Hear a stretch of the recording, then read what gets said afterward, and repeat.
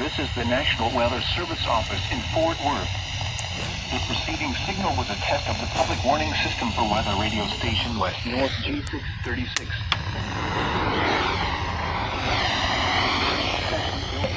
Can be automatically activated by the signal to warn of impending hazard. Tests of the signal and receiver's performance are normally conducted by the National Weather Service each Wednesday between 10 a.m. and noon and between 6 and 8 p.m. If there is a threat of severe weather, the test will be postponed to the next available good weather day.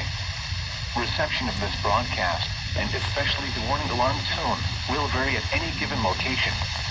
This variation, normally more noticeable at greater distances from the transmitter, can occur even though you are using a good quality receiver in good working order. The warning alarm tone will be activated for hazardous watches and warnings for the following counties: Brown, Callahan, Comanche, Eastland, Shackelford, and Stevens. This concludes the test of weather radio station West North G636.